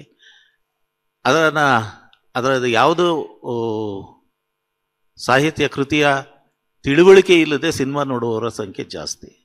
ಆದರೆ ಇಲ್ಲಿ ಲಿಟ್ರರಿ ಅಡಾಪ್ಟೇಷನ್ಸ್ಗಳು ಬಂದಾಗ, ಸಾಹಿತ್ಯ ಪಠ್ಯವನ್ನು ಸಿನಿಮಾಗೆ ಅಳವಡಿಕೆ ಮಾಡಿಕೊಂಡು ಬಂದಾಗ ಭಾಳಷ್ಟು ಆಕ್ಷೇಪಣೆ ಬರೋದು ಲಿಟ್ರೇಚರ್ನ ಓದಿರೋರಿಂದ. ಮತ್ತು ಅವರ ಒಂದು ದೊಡ್ಡ ನಂಬಿಕೆ ಏನಂತಂದರೆ ಸಿನಿಮಾ ಲಿಟ್ರೇಚರ್ಗೆ ನಿಷ್ಠವಾಗಿರಬೇಕಾಗಿದೆ. ಅಂದರೆ ಫಾಸ್ಬೈಂಡರ್ ಅಂತ ಜರ್ಮನ್ ಫಿಲ್ಮ್ ಮೇಕರು ಒಂದು ಸಿನಿಮಾ ಲಿಟ್ರೇಚರ್ನ ಆಧರಿಸಿದ್ರೂ ಕೂಡ ಅದನ್ನು ಮುರಿದೇ ಇದ್ದರೆ ಅದು ಸಿನಿಮಾ ಆಗೋಕ್ಕೆ ಸಾಧ್ಯ ಆಗಿಲ್ಲ. ಅದಕ್ಕೆ it will become only an illustration to the novel or a short story, not a cinema. ಅದು ಕೇವಲ ಒಂದು ಕಥೆಯನ್ನು ಮರುರೂಪದಲ್ಲಿ ಹೇಳುವಂಥ ಒಂದು ಅಟೆಂಪ್ಟ್ ಆಗಿರ್ತದೆ ಹೊರತು ಒಂದು ಸಿನಿಮಾ ಕಲೆಯಾಗಿ ಅದು ಅರಳಿರೋದಿಲ್ಲ ಅನ್ನೋದು ಅವರ ಅಭಿಪ್ರಾಯ. ಅದು ನಿಜ ಕೂಡ. ಹಾಗಾಗಿ ಜಾನ್ ಲುಕ್ ಗೊಡಾರ್ಡ್ ಕೂಡ ನಾನು ಯಾವತ್ತೂ ಸಿನಿಮಾಗಳನ್ನ ಲಿಟ್ರೇಚರ್ನ ಆಧರಿಸಿ ಮಾಡೋದೇ ಇಲ್ಲ ಅಂತ ಹೇಳುವ ಮಾತಿಗೆ ಭಾಳ ದೊಡ್ಡ ಅರ್ಥ ಇದೆ ಅಂತ ನನಗನ್ಸುತ್ತೆ. ಜೊತೆಗೆ ಮೃಣಾಲ್ ಸೇನ್ ಅವರು ಸಹ ಇಂಥದೇ ಒಂದು ದೊಡ್ಡ ಆಕ್ಷೇಪಣೆಯನ್ನು ಎದುರಿಸಿದಾಗ ಅವರ ಬಹುಶಃ ರವೀಂದ್ರನಾಥ್ ಟ್ಯಾಗೋರ್ ಅವರ ಸಿನಿಮಾ ಮಾಡಿದಾಗ ಅದು ಅಷ್ಟು ಚೆನ್ನಾಗಿ ಬಂದಿಲ್ಲ, ಟ್ಯಾಗೋರ್ ಅವರಿಗೆ ಎಸಗಿದ ಅಪಚಾರ ಅನ್ನೋ ರೀತಿಯಲ್ಲಿ ಮಾತುಗಳು ಬಂದಾಗ ನಾನು ಇನ್ನು ಯಾವುದೇ ಕಲಾಕೃತಿಯ ಸಾಹಿತ್ಯ ಕೃತಿಯನ್ನು ಆಧರಿಸಿ ಸಿನಿಮಾ ಮಾಡೋದಿಲ್ಲ, ನನ್ನದೇ ಆದ ಕಥೆಗಳನ್ನ ಅಥವಾ ನನ್ನ ಸಮೂಹದಲ್ಲಿ ನನ್ನ ಟೆಕ್ನಿಷಿಯನ್ಸು ಮತ್ತು ಕಲಾವಿದರ ಜೊತೆ ಕೂಡಿಕೊಂಡೆ ನಾನು ಕಥೆಯನ್ನು ಮಾಡ್ತೀನಿ ಅನ್ನೋ ರೀತಿಯಲ್ಲಿ ಅವರು ನಿರ್ಧಾರವನ್ನು ತೆಗೆದುಕೊಂಡ್ರು. ಹಾಗಾಗಿ ಸಿನಿಮಾ ಅಂದ ತಕ್ಷಣ, ಸಾಹಿತ್ಯ ಅಂದ ತಕ್ಷಣ ಅದು ಸಿನಿಮಾಗೆ ನಿಷ್ಠವಾಗಿ ಇರಲೇಬೇಕಾದ ಒಂದು ಕ್ರಮ ಅಲ್ಲ. ಅದು ಸಿನಿಮಾ ಬೇರೆಯಾಗಿ ತನ್ನ ಅಸ್ತಿತ್ವವನ್ನು ಪಡ್ಕೊಳ್ಬೇಕಾದ್ರೆ ಮೊದಲು ಮೂಲ ಪಠ್ಯವನ್ನು ಮುರಿಲೇಬೇಕಾಗ್ತದೆ. ಸುಮನ್, ಈಗ ನಿಮಗೆ ಪ್ರಶ್ನೆ. ನೀವು ಒಬ್ಬ ನಿರ್ದೇಶಕಿಯಾಗಿ ಸಾಹಿತ್ಯ ಮತ್ತು ಸಿನಿಮಾದ ಸಂಬಂಧವನ್ನು ಯಾವ ರೀತಿ ನೋಡ್ತೀರಿ? ಏಕೆಂದರೆ ನೀವು ತೊಡಗಿಕೊಂಡ 5 ಸಿನಿಮಾಗಳು, ನಾನು ಆ ದಿನಗಳು ಚಿತ್ರಕಥೆಯ ತಂಡದಲ್ಲಿ ನೀವು ಇದ್ದದ್ದನ್ನು ಸೇರಿಸಿ ಹೇಳ್ತಾ ಇದ್ದೇನೆ, ಒಂದಲ್ಲ ಒಂದು ರೀತಿ ಸಾಹಿತ್ಯ ಕೃತಿಗಳಿಗೆ ನಿಷ್ಠವಾಗಿದ್ದ ಸಿನಿಮಾಗಳೇನೆ ಅದು. ಕೊನೆಯ ಸಿನಿಮಾ ಕಿರಗೂರಿನ ಕೈಯಾಳಿಗಳಂತೂ ಕನ್ನಡದ ಶ್ರೇಷ್ಠ ಕಥೆಯನ್ನು ಆಧರಿಸಿದ ಸಿನಿಮಾ ಅದು. ನಾನು ಈ ಪ್ರಶ್ನೆಯನ್ನು ಸ್ವಲ್ಪ ವಿಸ್ತರಿಸಿ ನೋಡೋದಾದರೆ, ಈ ಕಿರಗೂರಿನ ಗಯ್ಯಾಳಿಗಳು ಅಥವಾ ಎದೆಗಾರಿಕೆ ಸಿನಿಮಾ ಸಾಹಿತ್ಯ ಕೃತಿಗಳನ್ನು ನೇರವಾಗಿ ಆಧರಿಸಿ ಮಾಡಿದ ಸಿನಿಮಾಗಳಿಂದ ಒಬ್ಬ ನಿರ್ದೇಶಕಿಯಾಗಿ ನೀವು ಪಡೆದುಕೊಂಡಿದ್ದೇನು ಅಥವಾ ಏನನ್ನಾದರೂ ಕಳ್ಕೊಂಡೆ ಅಂತ ಏನಾದರೂ ಅನ್ನಿಸ್ತಾ ನಿಮಗೆ? ಎಲ್ಲರಿಗೂ ನಮಸ್ಕಾರ. ಆ್ಯಕ್ಚುಲಿ ಕಾಸರವಳ್ಳಿ ಸರ್ ಹೇಳಬೇಕಾದ್ರೆ ಇವಾಗ ಒಂದು ಮಾತು ಹೇಳಿದ್ರು ಅವರು. ಏನಂತ ಹೇಳಿದ್ರೆ, ಒಬ್ಬ ನಿರ್ದೇಶಕನಿಗೆ ಅಂದರೆ ಸಾಹಿತ್ಯ ಕೃತಿಯನ್ನು ತಗೊಂಡಾಗ ಒಬ್ಬ ನಿರ್ದೇಶಕರಿಗೆ ಅವ್ರದ್ದೇ ಆದಂಥ ಒಂದು ಸ್ವಾತಂತ್ರ್ಯ ಸಿಕ್ಕುತ್ತಲ್ಲ, ಆವಾಗ ಆ ಕೃತಿ ನಿಜವಾಗ್ಲೂ ನಮಗೆ ಸಾಹಿತ್ಯವನ್ನು ಅಳವಡಿಸ್ಕೊಳ್ಳೋದಕ್ಕೆ ಒಂದು ದಾರಿ ಆಗುತ್ತೆ. ಆ ಸ್ವಾತಂತ್ರ್ಯ ಇದ್ದರೆ ಮಾತ್ರ ಮಾಡೋದಕ್ಕೆ ಚೆನ್ನಾಗಿರುತ್ತೆ ಅಂತ ಹೇಳಿ. ಸೊ ಇದು ನಾನು ನನ್ನ 2 ಕೃತಿಗಳಲ್ಲಿ ನಾನು ಗಮನಿಸ್ಕೊಂಡೆ. ಏನಪ್ಪ ಅಂತ ಹೇಳಿದ್ರೆ, ಒಂದು ಎದೆಗಾರಿಕೆ ಅಂತ ಒಂದು ಸಿನಿಮಾ ಅಂತ ಬಂದಾಗ ನಮಗೆ ಈಗ ಸಿನಿಮಾ ಅನ್ನೋದು ಒಂದು ಒಕ್ಕೂಟ ಕಲೆ. ಅದರಲ್ಲಿ ಬೇಕಾದಷ್ಟು ಅಂದರೆ ಬರೀ ಮಾತುಗಳಿರಲ್ಲ, ಶಬ್ದ ಇರುತ್ತೆ, ಬರೀ ಮಾತುಗಳೇ ಇರಲ್ಲ, ಶಬ್ದ ಮತ್ತು ಮ್ಯೂಸಿಕ್ಕು ಮತ್ತು ಎಲ್ಲವನ್ನು ಸೇರಿಸಿ ಅದರಲ್ಲಿ ಏನೋ ಕಟ್ಟಿಕೊಡುವಂತಹ ಒಂದು ಕೂಟ ಅದು. ಸೊ ನಾವು ಹಾಗೆ ನೋಡಕ್ಕೆ ಹೋದರೆ ಸಾಹಿತ್ಯ ಅನ್ನೋದು ಒಂದು ಕೃತಿಯನ್ನು ಆಧರಿಸಿ, ಅಂದರೆ ಹಿಂದೆಲ್ಲ ನಾವು ನಮ್ಮ ಇದರಲ್ಲಿ ಕಲ್ತಿದ್ದೇನಪ್ಪ ಅಂದರೆ ಜಗತ್ತಿನ ಶ್ರೇಷ್ಠ ಚಿತ್ರಗಳೆಲ್ಲವೂ ಕೂಡ ಸಾಹಿತ್ಯವನ್ನು ಆಧರಿಸಿ ಬಂದಂಥವು ಅಂತ. ಸೊ ಅದ್ರ ಹಿಂದೆ ಹೋಗಿ ನಾವು ನೋಡಿದಾಗ ನಿಜವಾಗ್ಲೂ ಅದು ಸರ್ ಹೇಳ್ತಾ ಇರೋವಂಥದ್ದು, ಈಗ ಹುಟ್ಟು ಹಾಕಿದಾರಲ್ಲ ಇವತ್ತು ಏನು ಕಾಸರಳ್ಳಿ ಸರ್ ಮತ್ತು ಪುಟ್ಟಸ್ವಾಮಿ ಸರ್ ಏನು ಹೇಳಿದ್ರು, ಅದು ಪೂರಕವೂ ಹೌದು, ಪೂರಕ ಅಲ್ಲದೇನೂ ಕೂಡ ಹೌದು ಅಂತ ಹೇಳ್ಬಿಟ್ಟು, ಅದು ನಿಜವಾಗ್ಲೂ ಇದು ಹೊಸ ನಮ್ಮ ಜನ್ರೇಷನ್ಗೆ ಅದು ಬೇರೆ ಥರ ಅಳವಡಿಸ್ಕೊಳ್ಳೋದಕ್ಕೆ ಬಹುಶಃ ಇದು ಒಂದು ಕ್ರಾಂತಿ ರೂಪದಲ್ಲೇ ನಾವು ತೊಗೊಂಡು ಹೋಗ್ಬೇಕು ಅಂತ ಅನ್ಸುತ್ತೆ. ಇಲ್ಲಿ ತನಕ ನಮಗೆ ಯಾವುದೇ ಒಂದು ಸಿನಿಮಾ ಶಾಲೆ ಇರ್ಬೋದು, ಮತ್ತೊಂದಿರ್ಬೋದು ಹೋದಾಗ ಇದಷ್ಟೇ ಮುಖ್ಯ ಅನ್ನೋದನ್ನ ನಮಗೆ ತುಂಬ್ತಾ ಇದ್ರು, ಸಾಹಿತ್ಯ ಮತ್ತು ಸಿನಿಮಾ ಅನ್ನೋದು. ಬಟ್ ಅದನ್ನ ಮೀರಿ ನಾವು ನೋಡಿದಾಗ ಇದು ಒಕ್ಕೂಟ ಕಲೆ. ನನಗೆ ಸಿನಿಮಾ ಅಂತ ನಾನು ಮಾಡಿದಾಗ ನನಗೆ ಅರ್ಥ ಆಗಿದ್ದೇನಪ್ಪ ಅಂತ ಹೇಳಿದ್ರೆ, ಒಬ್ಬ ಎಡಿಟ್ರು ಬೇಕು, ಅದಕ್ಕೆ ಒಬ್ಬ ಸಿನಿಮಾಟೋಗ್ರಫರು ಬೇಕು, ಒಬ್ಬ ಮ್ಯೂಸಿಷಿಯನು ಇರಬೇಕು, ಒಬ್ಬ ಶಬ್ದಗ್ರಾಹಕನೂ ಇರಬೇಕು. ಸೊ ಇವೆಲ್ಲವೂ ಕೂಡ ಕಲೆಗಳೇ, ಅದರಲ್ಲಿ ಇವೆಲ್ಲವೂ ಸಾಹಿತ್ಯನೇ. ಒಬ್ಬ ಶಬ್ದವನ್ನ ಸೃಷ್ಟಿ ಮಾಡುವಂಥ ಶಬ್ದ ಗ್ರಾಹಕ ಕೂಡ ಸಾಹಿತಿನೇ ಅಲ್ಲಿ. ಸೊ ಹಾಗಾಗಿ ನನಗೆ ಎದೆಗಾರಿಕೆ ಅಂತ ಒಂದು ಕೃತಿ ಕೊಟ್ಟಾಗ ನನಗೆ ಸ್ವಾತಂತ್ರ್ಯ ಬೇಕಾಗಿತ್ತು. ಯಾಕಂದ್ರೆ ನಾವು ಹಿಂದೆಲ್ಲ ನೋಡಿ ಹೇಗೆ ಇದು ಅಂತ ಒಂದಷ್ಟು ಕೃತಿಗಳನ್ನ ನಾವು ಕೇಳಕ್ ಹೋದಾಗ ಇದು ಆಸ್ ಇಟ್ ಈಸ್ ಹೀಗೆ ಬರಬೇಕು ಅನ್ನೋ ಒಂದು ಮಾತುಗಳಿತ್ತು. ಅಂದ್ರೆ ಕೆಲವೊಂದು ಕೃತಿಗಳನ್ನ ದೃಶ್ಯ ಮಾಧ್ಯಮಕ್ಕೆ ತರಬೇಕು ಅಂತ ಆಸೆ ಇದ್ದಾಗ ಕೇಳಕ್ ಹೋದಾಗ ಇದು ಹೀಗೆ ಬರಬೇಕು, ಇದು ಇಲ್ಲೇ ನಿಲ್ಬೇಕು, ಇದು ಇಲ್ಲೇ ಕೂರ್ಬೇಕು, ಈ ಪಾತ್ರ ಹೀಗೆ ಇರಬೇಕು ಅಂತ. ಹಾಗಾದಾಗ ಅದು ನಿರ್ದೇಶಕನ ಸ್ವಾತಂತ್ರ್ಯಕ್ಕೆ ತುಂಬಾ ಧಕ್ಕೆ ಆಗುತ್ತದು. ಒಂದು ಉದಾಹರಣೆ ಹೇಳ್ಬೇಕು ಅಂತ ಹೇಳಿದ್ರೆ, ಸುಮ್ಮನೆ ಅದು ಹೇಳ್ಬೇಕು ಅಂದ್ರೆ ಎದೆಗಾರಿಕೆಯಲ್ಲಿ ಅವರು ಬರಿತಾ ಹೋಗ್ತಾರೆ, ಬೇಕಾದಷ್ಟು ಸಾಲುಗಳನ್ನ ಪುಟಗಳನ್ನ ಬರಿತಾ ಹೋಗ್ತಾರೆ. ಸೂರ್ಯೋದಯನೇ ಒಂದು 5-10 ಪುಟಗಳಿರ್ತವೆ. ಆದ್ರೆ ನಾವು ಸಿನಿಮಾದಲ್ಲಿ ಸೂರ್ಯೋದಯನ 5-10 ಪುಟಗಳು ತೋರ್ಸಕ್ಕಾಗಲ್ಲ. ಒಂದು ಸೂರ್ಯ ಉದಯ ಆಗೋದು ಒಂದು ಶಾರ್ಟ್ ನಮ್ದಷ್ಟೇ. ಸೊ ಈ ಸ್ವಾತಂತ್ರ್ಯ ನಮಗೆ ಬೇಕೇ ಬೇಕಾಗುತ್ತೆ. ಇಲ್ಲ ಅದು ಹುಟ್ಟೋದು, ಅರ್ಧಕ್ಕೆ ಬರೋದು, ನಿಲ್ಲೋದು ತೋರಿಸಿ ಅಂದ್ರೆ ಅದು ಖಂಡಿತವಾಗ್ಲೂ ಸಾಧ್ಯ ಇಲ್ಲ. ಸೊ ಕೆಲವೊಂದು ನನಗಲ್ಲಿ ಅಗ್ನಿಶ್ರೀಧರ್ ಅವರು ನನಗೆ ತುಂಬಾ ದೊಡ್ಡ ಸ್ವಾತಂತ್ರ್ಯವನ್ನ ಕೊಟ್ಟರು. ಏನಪ್ಪಾ ಅಂತ ಹೇಳಿದ್ರೆ ಸಿನಿಮಾಟಿಕ್, ಯಾಕಂದ್ರೆ ಅವರು ಸಿನಿಮಾದವರಾಗಿದ್ದರಿಂದ ಅವ್ರಿಗೆ ಗೊತ್ತಿತ್ತು ಸಾಹಿತ್ಯ ಮತ್ತು ಸಿನಿಮಾ ಬೇರೆ ಬೇರೆ ಮೀಡಿಯಂ ಅಂತ ಹೇಳ್ಬಿಟ್ಟು. ಸಾಹಿತ್ಯನೇ ಬೇರೆ ಮೀಡಿಯಮ್ಮು, ಸಿನಿಮಾನೇ ಬೇರೆ ಮೀಡಿಯಮ್ಮು. ಸೊ ಸಾಹಿತ್ಯವನ್ನ ಸಿನಿಮಾಗೆ ಅಳವಡಿಸ್ಕೊಳ್ಬೇಕಾದ್ರೆ ಬೇಕಾದಂತಹ ಎಲ್ಲಾ ಸ್ವಾತಂತ್ರ್ಯಗಳನ್ನ ಒಬ್ಬ ನಿರ್ದೇಶಕರಿಗೆ ಅಥವಾ ಒಬ್ಬ ಎಡಿಟರ್ಗೆ ಅಥವಾ ಒಬ್ಬ ಮ್ಯೂಸಿಷಿಯನ್ಗೆ ಅವರು ಖಂಡಿತವಾಗ್ಲೂ ಕೊಟ್ಟಿದ್ರು. ಹಾಗಾಗಿ ನನಗೆ ಅಲ್ಲಿ ಕಳ್ಕೊಂಡಿದ್ದು ಅಂತ ಏನು ನನಗೆ ಅನಿಸಿಲ್ಲ. ನನಗೆ ಬೇಕಾದಷ್ಟು ಅದರಿಂದ ನಾನು ಪಡ್ಕೊಂಡೆ, ಮತ್ತೆ ಬೇಕಾದಷ್ಟು ಪ್ರಯೋಗಗಳನ್ನ, ಸಣ್ಣ ಸಣ್ಣ ಪ್ರಯೋಗಗಳನ್ನ ಅದು ನನ್ನ ನಿರ್ದಿಷ್ಟ ಒಂದು ಚೌಕಟ್ಟೊಳಗಡೆ ಮಾಡಲಿಕ್ಕೆ ಅದು ಸಾಧ್ಯ ಆಯಿತು ಅಂತ. ಅವರು ಒಂದ್ ಕಡೆ ಬರೀತಾರೆ, ಒಂದು ಕನ್ಸು ಬರುತ್ತೆ ಹೆಣ್ಮಗಳಿಗೆ, ಅವಳು ಟ್ರೈನ್ ಹಿಂದೆ ಓಡ್ಕೊಂಡು ಬರ್ತಾ ಇರ್ತಾಳೆ ಅಂತ ಇರುತ್ತೆ. ಸೊ ನಮ್ಮ ಸಿನಿಮಾ ಅಂತ ಬಂದಾಗ ಮೊದಲನೇದಾಗಿ ಬಜೆಟ್ ಅನ್ನೋದು ಕೂಡ ಒಂದು ದೊಡ್ಡ, ಅದನ್ನು ನಿಯಂತ್ರಿಸೋದು ಕೂಡ ಒಂದು ದೊಡ್ಡ ಕಲೆ ನಿರ್ದೇಶಕರಿಗೆ. ಸೊ ಆ ಬಜೆಟ್ ಒಳಗಡೆ ಇಲ್ಲ ನನಗೆ ಅದಾಗಲ್ಲ, ಅಥವಾ ನನ್ನ ಕತೆಗೆ ದಿಕ್ಕನ್ನ ಅದು ಬದಲಾಯಿಸುತ್ತೆ. ಎಲ್ಲಿಂದನೋ ಶುರುವಾದ ಕತೆ ಇಮ್ಮಿಡಿಯೇಟ್ ಬಂದು ಒಂದು ರೈಲ್ವೆ ಟ್ರ್ಯಾಕ್ ಇಂದ ಶುರು ಆಗುತ್ತೆ, ಆಗಲ್ಲ. ನಾವು ಅಲ್ಲಿ ಮಾತಾಡಿದ್ವಿ ಕೂತ್ಕೊಂಡು, ಏನಪ್ಪಾ ಅಂತ ಹೇಳಿದ್ರೆ, ಇಲ್ಲ ಒಂದು ಕನಸು ಅನ್ನೋದು ಒಂದು ಸಾವನ್ನ ಸೂಚಕವಾಗಿ ತೋರಿಸುವಂಥದ್ದು. ಅವರು ಒಂದು ರೈಲಿನ ಹಿಂಭಾಗ ಹುಡುಗಿ ಓಡ್ಕೊಂಡು ಬರ್ತಾ ಇರ್ತಾಳೆ, ಅದನ್ನ ಅವನು ಕನಸನ್ನ ಕಾಣ್ತಾನೆ, ಅದು ಒಂದು ಸಾವಿನ ಸಂಕೇತ ಅನ್ನೋದು. ನಾನು ಹಳ್ಳಿಯಿಂದ ಬಂದವಳಾದ್ರಿಂದ ನಾನು ಶ್ರೀಧರ್ ಸರ್ ಅವ್ರ ಹತ್ರ ಕೂತು ಮಾತಾಡಿದಾಗ ಹೇಳಿದೆ, ಸರ್ ನಮ್ಮಲ್ಲಿ ಎತ್ತಿನ ಗಾಡಿ ಅನ್ನೋದು ನಮಗೆ ಸಾವಿನ ಸಂಕೇತ, ಯಾವುದೇ ಹುಷಾರಿಲ್ಲ ಇದೆ ಕಟ್ಟಿ, ಎತ್ತಿನ ಬಂಡಿ ಕಟ್ಟಿ ಅಂತ ಹೇಳ್ಬಿಟ್ಟು, ಅದನ್ನ ಯಾಕೆ ನಾವು ತಗೋಬಾರ್ದು? ಆ ಸ್ವಾತಂತ್ರ್ಯವನ್ನು ಬರಹಗಾರರು ಕೊಟ್ಟಿದ್ರಿಂದ ಅದು ತುಂಬಾನೇ ಚೆನ್ನಾಗಿ ಬಂತದು. ಅದು ಬೇಕಾದಷ್ಟು ಜನ ಅದ್ರ ಬಗ್ಗೆ ಮಾತಾಡಿದ್ರು ಕೂಡ. ಸೊ ಇದೇ ಒಂದು ಸ್ವಾತಂತ್ರ್ಯ ನನಗೆ ಸಿಕ್ಕಿದಲ್ಲಿ ಅಂದ್ರೆ ಕಿರುಗೂರಿನ ಗಯ್ಯಾಳಿಗಳು ಅದು ತುಂಬಾ ಸಣ್ಣ ಕತೆ, ಬೇಕಾದಷ್ಟು ಸಲ ಅದು ಶಾಲೆಗೆ ಮತ್ತು ಕಾಲೇಜುಗಳಿಗೆ ಪಠ್ಯಪುಸ್ತಕವಾದಂಥ ಒಂದು ಕತೆ. ಅದರಲ್ಲಿ ನನಗೆ ಅದಕ್ಕೂ ಮುಂಚೆ ಬೇಕಾದಷ್ಟು ಕತೆಗಳನ್ನ, ಸಣ್ಣ ಕತೆಗಳನ್ನ ಸಿನಿಮಾ ಮಾಡಬೇಕು ಅಂತ ಹೋದಾಗ ನನಗೆ ಎದುರಾಗಿದ್ದು ಕೂಡ ಇದೇ ಸಮಸ್ಯೆ.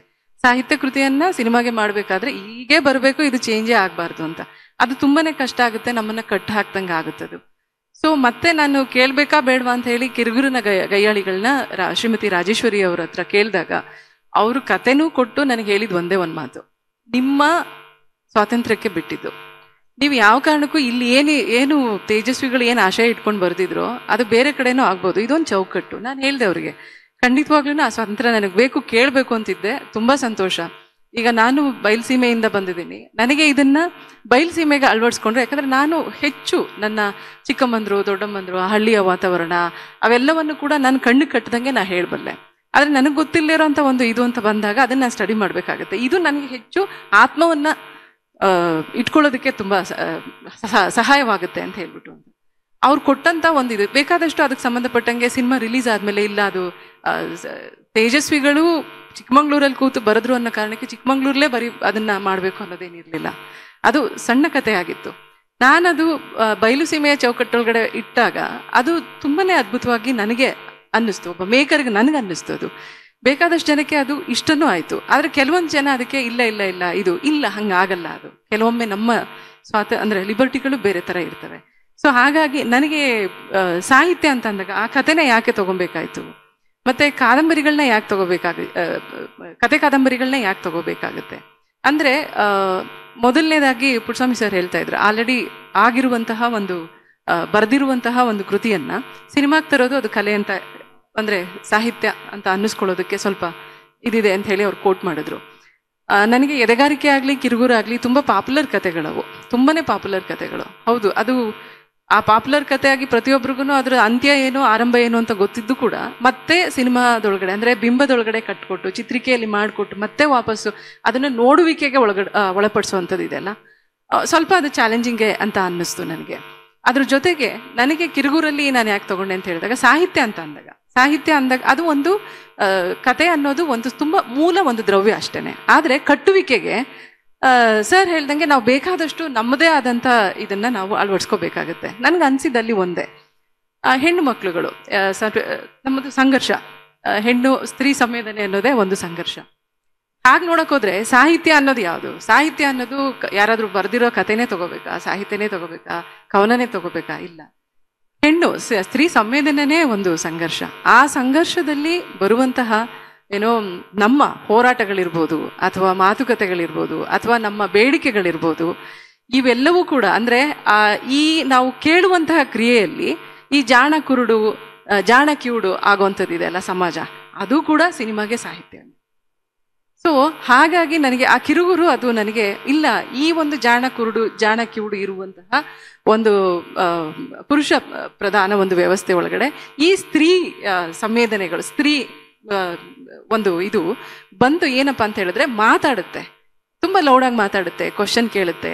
ಅದನ್ನ ಆ ಚೌಕಟ್ಟಲ್ಲಿ ನನಗೇನು ಅನ್ನಿಸ್ತು, ಓಕೆ ಇದು ತುಂಬಾ ಚೆನ್ನಾಗಿದೆ, ತಗೊಳ್ಳೋಣ, ಇದು ಮಾಡೋಣ ಅಂತ ಹೇಳಿ. ಹಾಗೆ ನೋಡಕ್ ಹೋದ್ರೆ ಇದು ನನಗೆ ಎರಡೂ ಕೃತಿಗಳು ಬೇಕಾದಷ್ಟು ನನ್ನನ್ನು ಬದಲಾಯಿಸ್ಕೊಳ್ಳೋದಕ್ಕೆ ಸಾಧ್ಯ ಆಯ್ತು, ಮತ್ತೆ ನನ್ನನ್ನ ಬೇರೆ ತರನೇ ನಿರೂಪಿಸ್ತು. ಸರ್, ನಿಮ್ಮ ಮೊದಲ ಮಾತುಗಳಿಗೆ ವಿಸ್ತರಣೆ ರೂಪದಲ್ಲಿ ಒಂದು ಪ್ರಶ್ನೆಯನ್ನು ಕೇಳ್ತಾ ಇದ್ದೇನೆ. ನಾವು ಸಾಹಿತ್ಯ ಮತ್ತು ಸಿನಿಮಾದ ಸಂಬಂಧದ ಬಗ್ಗೆ ಮಾತಾಡಬೇಕಾದ್ರೆ ಅದನ್ನು ಕತೆ ಕಾದಂಬರಿಗಳ ಆಚೆಗೆ ನೋಡಲಿಕ್ಕೆ ಸಾಧ್ಯ ಇದೆಯಾ ಅಂತ. ಅಂದರೆ ಒಂದು ಸಿನಿಮಾಕ್ಕೆ ಈ ಕತೆ ಅಥವಾ ಕಾದಂಬರಿಗಳ ಆಚೆಗೆ, ಅದನ್ನು ಅಳವಡಿಸಿಕೊಳ್ಳೋ ಆಚೆಗೆ ಅಥವಾ ಚಿತ್ರಕಥೆಯ ಆಚೆಗೆ ಒಂದು ಸಾಹಿತ್ಯದ ಆವರಣ ಅಥವಾ ಸ್ಪರ್ಶ ಇರಲಿಕ್ಕೆ ಸಾಧ್ಯ ಇದೆ ಅಲ್ವಾ, ಅಥವಾ ಇಲ್ವಾ? ಕಥೆ ಅಥವಾ ಕಾದಂಬರಿ ಮಾತ್ರ ಆಧಾರಕ್ಕೆ ಆರಿಸಬೇಕಾಗಿಲ್ಲ, ಪ್ರವಾಸ ಕಥನನೂ ಆಗಿದ್ದಿರ್ಬೋದು.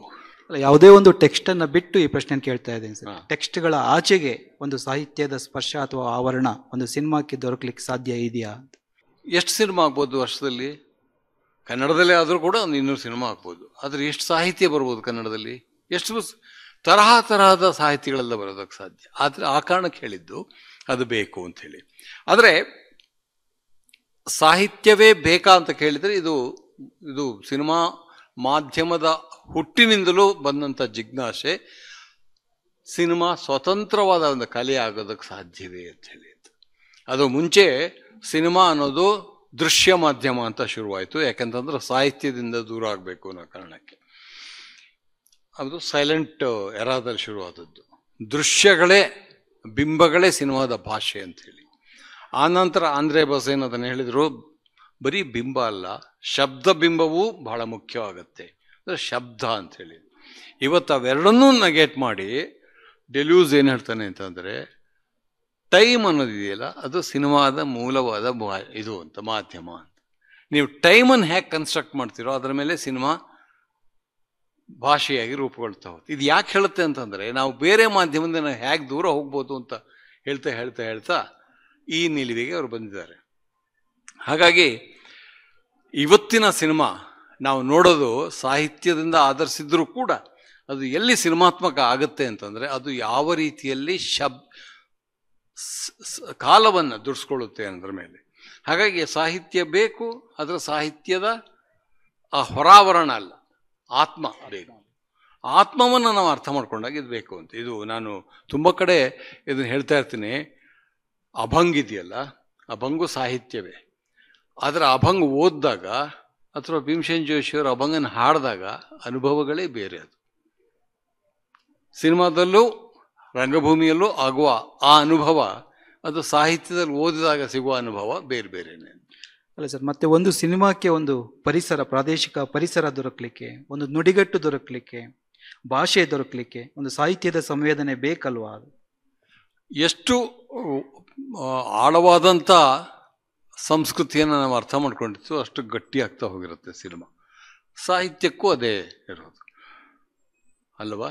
ಎಲ್ಲಿ ಮಟ್ಟಿಗೆ ನಾವು ನನ್ನ ಸಮುದಾಯವನ್ನು, ನನ್ನ ಪರಿಸರವನ್ನು, ನನ್ನ ನಾಡನ್ನು ನಾವು ಅರ್ಥ ಮಾಡ್ಕೋತೀವೋ ಅಷ್ಟು ಡೀಪಾಗಿ ಹೋಗೋದಕ್ಕೆ ಸಾಧ್ಯವಾಗ್ತಾ ಹೋಗುತ್ತೆ. ಅನಂತಮೂರ್ತಿ ಒಂದು ಮಾತು ಯಾವತ್ತೂ ಹೇಳ್ತಾ ಇರ್ತಾರೆ, ಯಾವ ಕೃತಿ ದೇಶ ಕಾಲಗಳ ನಂಟಿಲ್ದೆ ಮಾಡ್ತೀನಿ ಅಂತ ಹೇಳ್ತಾರಲ್ಲ, ಅದು ಯಾರಿಗೂ ತಲುಪಲ್ಲ. ಯಾವುದು ಬಹಳ ಆಳವಾಗಿ ಹೇಳ್ತಿರುತ್ತೋ ಅದು ಎಲ್ಲರಿಗೂ ತಲುಪ್ತಾ ಇರುತ್ತೆ. ಯಾವುದು ಡೀಪ್ ರೂಟೆಡ್ ಆಗಿರುತ್ತೋ. ನಾನು ಕರ್ನಾಟಕದಲ್ಲೇ ನನ್ನ ಕಥೆಯನ್ನು ಬೆಳಿತೇನೆ, ಅದು ತೀರ್ಥಹಳ್ಳಿಯಲ್ಲೇ ಬೆಳಿತೇನೆ, ಈ ಮನೆಯಲ್ಲೇ ಬೆಳಿತೇನೆ, ನೀವು ಎಲ್ಲಿ ನೆಟ್ಟಿರ್ತೀರೋ ಆ ಸಸಿ ಕೊಡುವ ಫಲ ಸಾರ್ವತ್ರಿಕವಾಗಿರುತ್ತೆ. ಇಲ್ಲ ನಾನು ಯಾವ ಪ್ರದೇಶಕ್ಕೂ, ಕೆಲವು ನಿರ್ದೇಶಕರು ಮಾತಾಡ್ತಿರ್ತಾರೆ ನಂದು ಯಾವ ಪ್ರದೇಶಕ್ಕೂ ಸೀಮಿತವಾಗಲ್ಲ ಅಂತ. ಅನಂತಮೂರ್ತಿಯವ್ರ ಮಾತಿನಲ್ಲಿ ಅದು ಯಾರಿಗೂ ತಲುಪಲ್ಲ.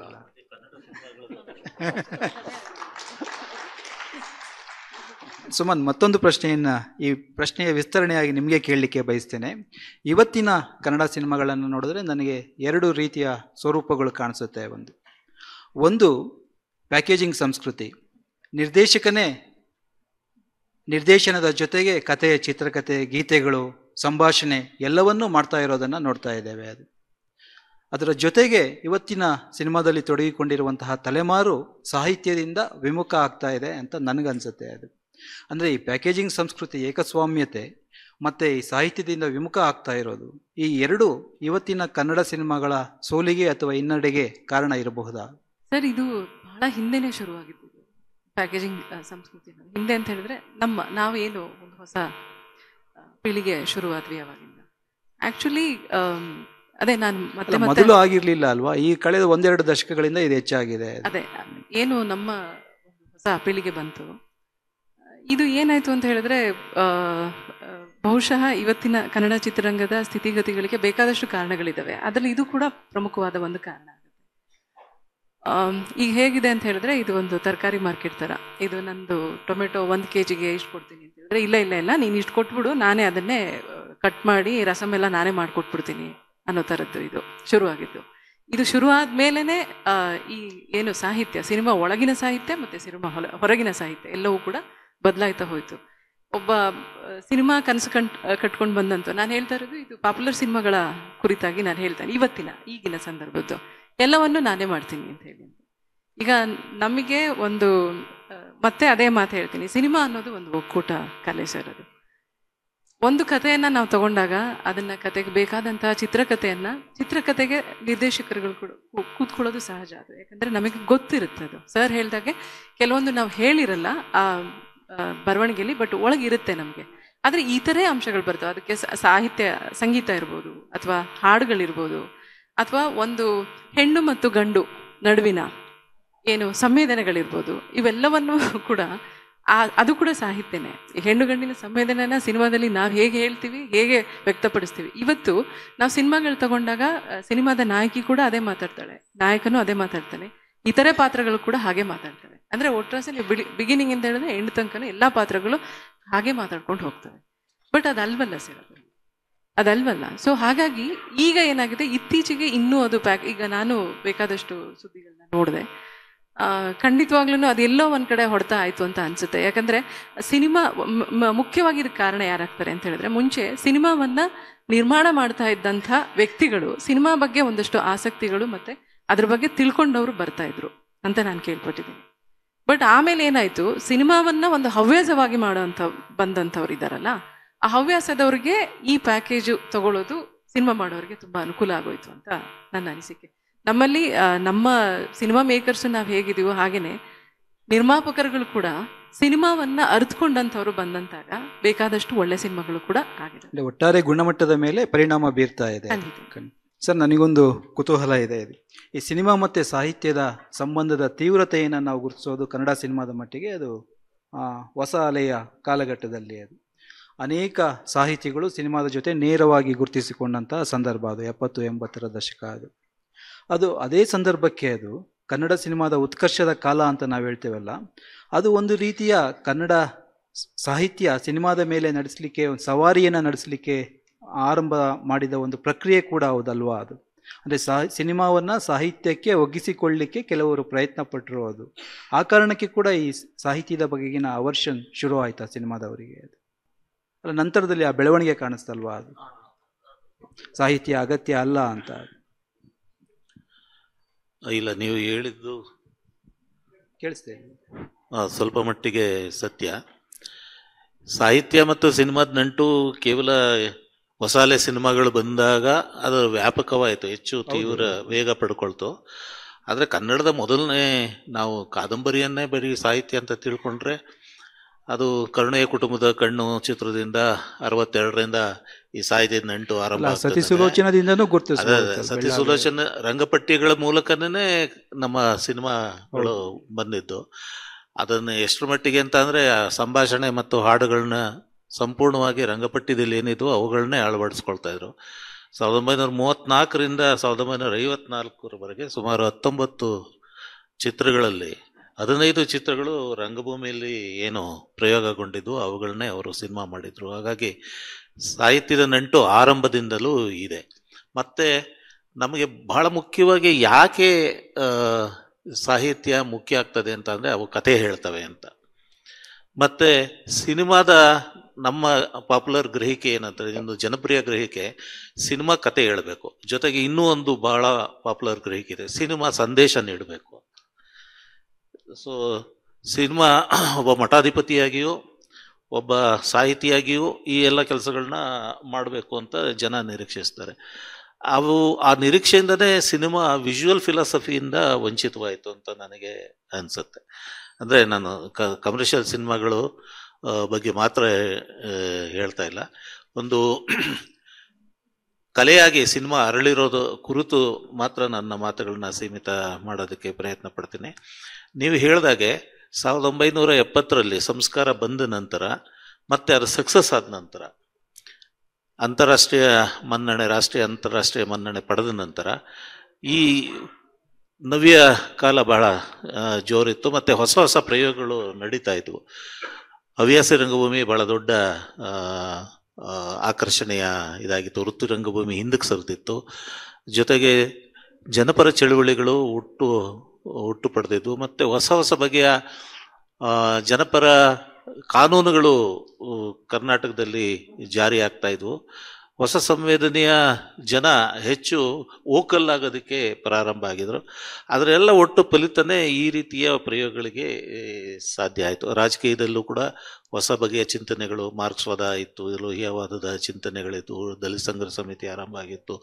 ಬಸವಲಿಂಗಪ್ಪನವರು ಬಹಳ ದೊಡ್ಡ ಧ್ವನಿಯಲ್ಲಿ ತಮ್ಮ ಪ್ರತಿಭಟನೆಯನ್ನು ದಾಖಲು ಮಾಡಿದರು.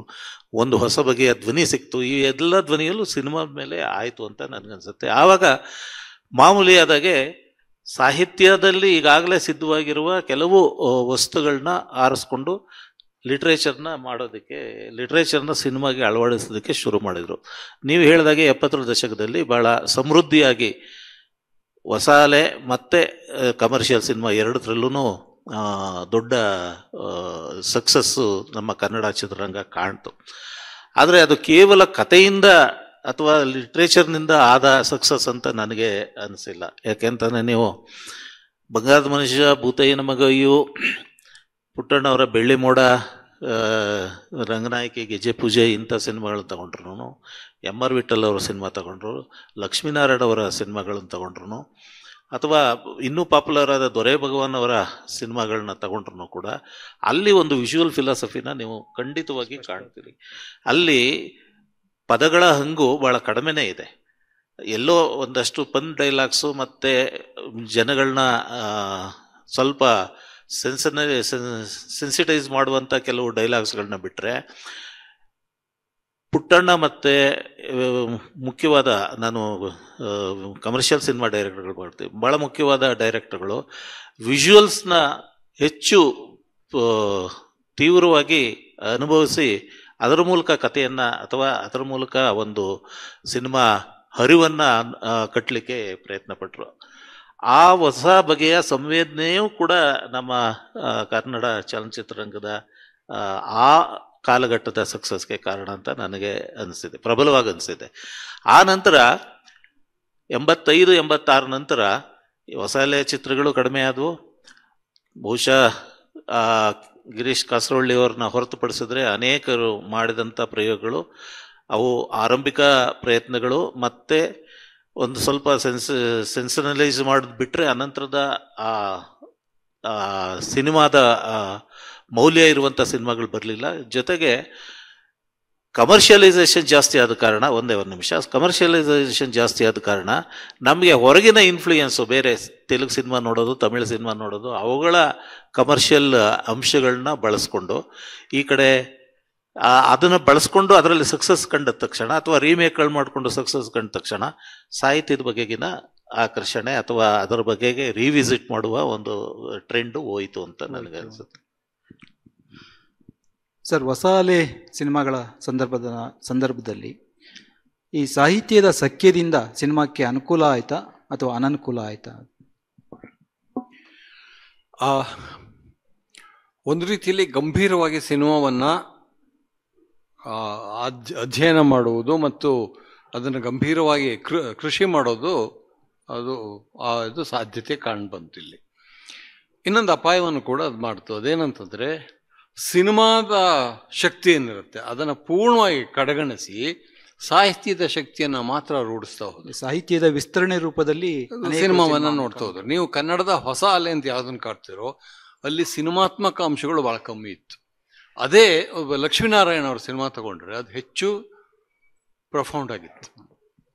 ಈಗ ಇದನ್ನು ಯಾರು ಗಮನಿಸ್ತಿಲ್ಲ. ಯಾಕಂತಂದರೆ ಕೊನೆಗೂ ನಾವು ಕನ್ನಡ ಸಿನಿಮಾದ ವ್ಯಾಖ್ಯಾನ ಮಾಡುವಾಗ ಅದು ಏನು ಹೇಳುತ್ತೆ ಅನ್ನೋದ್ರ ಬಗ್ಗೆ ಗಮನ ಹರಿಸ್ತೀವಿ ಹೊರತು ಮಾಧ್ಯಮವನ್ನು ಹೇಗೆ ದುಡಿಸ್ಕೊಂಡಿದ್ದಾನೆ ಅಂತ ನಾನು ಗಮನಿಸ್ತೇನೆ ಇರಲಿಲ್ಲ. ಇವು ಹೊಸ ಅಲೆ ಅಂತ ಏನು ಬಂತು, ಅವು ಹೇಳ್ತಿದ್ದೆ ಬಹಳ ಗಹನವಾಗಿತ್ತು, ಆದರೆ ಹೇಳುವ ಕ್ರಮದಲ್ಲಿ ದೋಷ ಇತ್ತು. ಯಾವುದೋ ನಾವು ಜನಪ್ರಿಯ ಅಂತೀವಿ, ಅವು ಹೇಳುವ ಕ್ರಮದಲ್ಲಿ ಭಾಳ ಪ್ರೊಫೌಂಡಿಟಿ ಇತ್ತು, ಆದರೆ ಅವು ಹೇಳ್ತಿರೋದು ಭಾಳ ಜಾಳಾಗಿತ್ತು.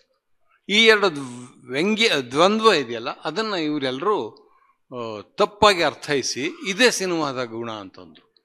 ನಾನು ಬಹಳ ಹಿಂದೊಂದು ಆ ಲೇಖನದಲ್ಲಿ ಬರೆದಿದ್ದೆ, ಕನ್ನಡದ ಈ ಹೊಸ ಅಲೆಯ ನಿರ್ದೇಶಕರಿಗೆ ಸ್ವಲ್ಪ ಆದರೂ ಪುಟ್ಟಣ್ಣ, ಸಿದ್ಧಲಿಂಗನವರು ಅಥವಾ ಲಕ್ಷ್ಮೀನಾರಾಯಣನ ಚೂರು ಅರ್ಥ ಮಾಡ್ಕೊಳ್ಳೋ ಪ್ರಯತ್ನ ಪಟ್ಟಿದ್ರೆ ಅವರು ಒಳ್ಳೆ ಸಿನಿಮಾ ಮಾಡ್ತಿದ್ರು ಅಂತ.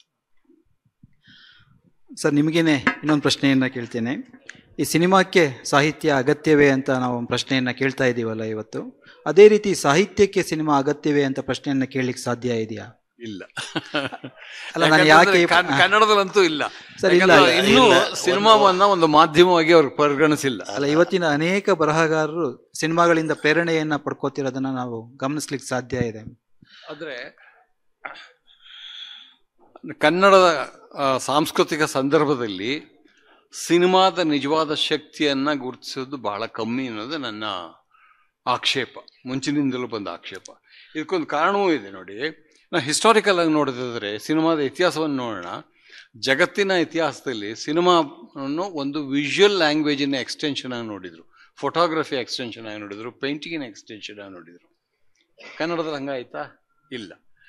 ಭಾರತದಲ್ಲಿ ಏನಾಯ್ತು ಅಂತಂದ್ರೆ ಅವರು ರಂಗಭೂಮಿ ಎಕ್ಸ್ಟೆನ್ಷನ್ ಆಗಿ ನೋಡಿದ್ರು, ಪಾರ್ಸಿ ಥಿಯೇಟರ್ನ ಎಕ್ಸ್ಟೆನ್ಷನ್ ಆಗಿ ನೋಡಿದ್ರು.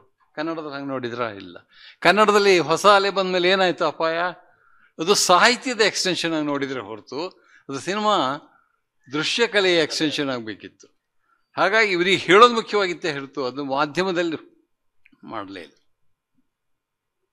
ಅದು ಇಲ್ಲಿಯ ದೊಡ್ಡ ದೋಷ. ಒಂದು ಪೂರಕವಾಗಿ ಸಾಹಿತ್ಯ ಅಲ್ಲ, ಸಿನಿಮಾ ಸಾಹಿತ್ಯವನ್ನು ಪ್ರಭಾವಿಸಿರೋದು ಇದೆ. ಅದು ಇಲ್ಲದೆ ಇರ್ಬೋದು.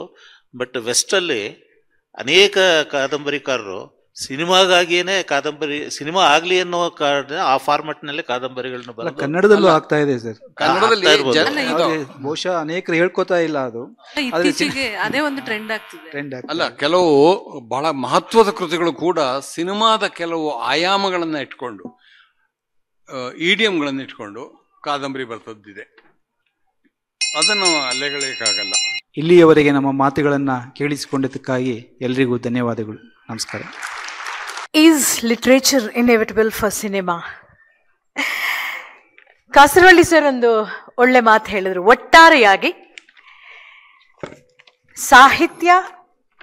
ಸಾಹಿತ್ಯದ ಓದು ಅಗತ್ಯ ಇದೆ ಸಾಹಿತ್ಯಕ್ಕಿಂತ ಹೆಚ್ಚಾಗಿ ಅಂತ.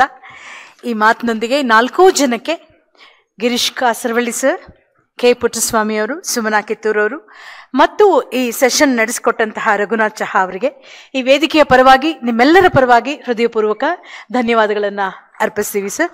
ಈ ಸೆಷನ್ನ ಪಾರ್ಟ್ನರ್ ಹರಿವು ಬುಕ್ಸ್ ಅವರಿಗೆ ಈ ವೇದಿಕೆಯ ಪರವಾಗಿ ಮತ್ತೊಮ್ಮೆ ಧನ್ಯವಾದಗಳನ್ನು ಅರ್ಪಿಸ್ತೀವಿ. Thanking the other partners for the day. Platinum partner Ramaya University, University of Applied Science. Golden partner ELCITA, ELSIA, Karnataka Tourism. Silver partner Pali Institute Kalaburgi, Prarthana World School. Associate partner MG Motors, Sapna Book House, SALT, Sheshadripuram Educational Trust, Kaveri Hospital, Selco, Siri, Kaveri Emporium.